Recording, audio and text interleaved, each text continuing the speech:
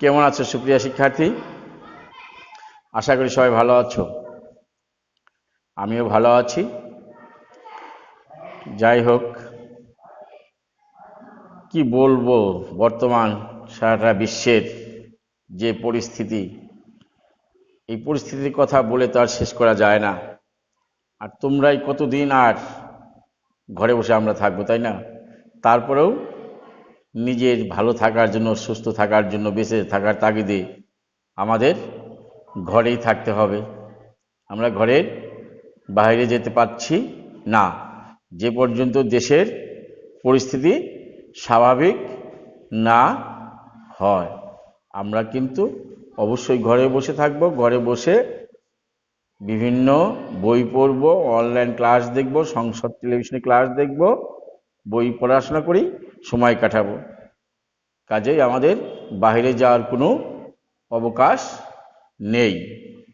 তারপর তো যেতেই হবে বাইরে, একান্তই তো যদি যেতেই হয়, তাহলে কিন্তু আমরা কোনো মতেই ভুল করব না মাস্ক পরিধান করে বাইরে যেতে। মাস্ক পরিধান করে অবশ্যই আমরা বাইরে যাব, এতে যেতে কোনো রকমই ভুল না হয়। আর বাইরে থেকে এসে আমরা কি করব? সাবান দিয়ে ভালো করে গোসল করে, কাপড় চোপড় ধৌত করে তারপর আমরা অন্য কাজে যাব। আর সবচেয়ে বেশি গুরুত্বপূর্ণ বিষয়টা অবশ্যই খেয়াল রাখতে হবে, সেটা কি? আমরা এই মুহূর্তে বাহিরের কোনো খোলা খাবার খাবো না। কথাগুলো অবশ্যই মনে রাখবে সুপ্রিয় শিক্ষার্থীরা। এখন আজ আমি তোমাদের মাঝে হাজির হয়েছি ষষ্ঠ শ্রেণীর একটি কবিতা নিয়ে। কবিতাটির নাম ফাগুন মাস। লিখেছেন কবি হুমায়ুন আজাদ। এখন এই যে কবি হুমায়ুন আজাদ, এর সম্পর্কে আমরা কিছুটা কথা আগে আলোচনা করি, তারপর আমরা কবিতায় ফিরে যাব। হুমায়ুন আজাদ সম্পর্কে দু একটি কথা বলতে গেলে, এই হুমায়ুন আজাদ 1947 খ্রিস্টাব্দে তৎকালীন ঢাকা জেলার বিক্রমপুরের, বর্তমান মুন্সিগঞ্জ জেলার রাড়ীখাল গ্রামে জন্মগ্রহণ করেন। একজন কৃতি ছাত্র হিসাবে তিনি তার শিক্ষা জীবন অতিবাহিত করেন। একেবারে শুরু থেকে শেষ পর্যন্তই তিনি একজন ভালো ছাত্র হিসাবে পরিচিতি ছিল। আর কর্মজীবনে তিনি ঢাকা বিশ্ববিদ্যালয়ের বাংলা বিভাগে অধ্যাপক হিসাবে নিয়োজিত ছিলেন। বাংলা ভাষা ও সাহিত্যের একজন গবেষক হিসাবে তিনি খ্যাতি পেয়েছেন। একাধারে তিনি ছিলেন একজন ভাষা বিজ্ঞানী, কবি, উপন্যাসিক, প্রাবন্ধিক। তার একটা সবচেয়ে বৈশিষ্ট্যপূর্ণ বা উল্লেখযোগ্য দিক হলো তিনি কুসংস্কার ও ভণ্ডামির বিরুদ্ধে তিনি ছিলেন কি? সদা তৎপর ছিলেন। এর সাথে কুসংস্কার ভণ্ডামির সাথে তার কোনো আপোষ ছিল না। তার গবেষণা গ্রন্থ হচ্ছে, তিনি যে সমস্ত গ্রন্থ গবেষণা করেছেন, সেই গবেষণা গ্রন্থগুলো হচ্ছে বাক্যতত্ত্ব এবং কিশোরদের জন্য তার লেখা দুটি গ্রন্থ, লাল নীল দীপাবলি ও কত নদী সরোবর। তিনি 1947 সালে সাহিত্যে বিশেষ অবদানের জন্য বাংলা একাডেমি পুরস্কার লাভ করেন। হুমায়ুন আজাদ 2004 সালে জার্মানির মিউনিখ শহরে মৃত্যুবরণ করেন। এই হুমায়ুন আজাদ সম্পর্কে কথা বললাম, ওনার সম্পর্কে। এখন আমরা মূল কবিতায় চলে যাব। মূল কবিতাটা সবাই খেয়াল করো, সুপ্রিয় শিক্ষার্থীরা। আশা করি তোমরা বই বের করেছো। আমি কবিতাটি আবৃত্তি করছি, তোমরা ধৈর্য সহকারে কবিতাটি শুনো, আশা করি ভালো লাগবে। ফাগুনটা খুব ভীষণ দুঃস্বী মাস,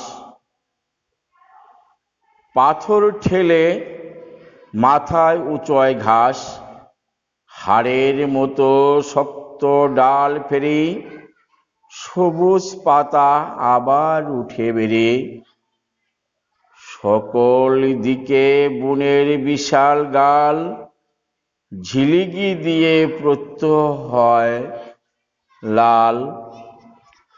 বাংলাদেশের মাঠে বনের তলে ফাগুন মাসে সবুজ আগুন জ্বলে। ফাগুনটা খুব ভীষণ দুঃখী মাস, হাওয়ায় হাওয়ায় ছড়ায় দীর্ঘশ্বাস। ফাগুন মাসে গোলাপ কাঁদে বনে, কান্নারা সব ডুকরে উঠে মনে। ফাগুন মাসে মায়ের চোখে জল, ঘাসের উপর কাঁপে যে টলমল। ফাগুন মাসে বোনেরা উঠে কেঁদে, হারানো ভাই দুই বাহুতে বেঁধে।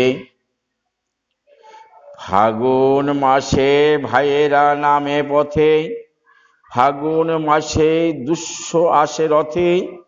ফাগুন মাসে বুকের ক্রোধ ঢেলে ঢেলে, ফাগুন তার আগুন দেয় জেলে। বাংলাদেশের শহর গ্রামে চড়ে, ফাগুন মাসে রক্ত ঝরে পড়ে।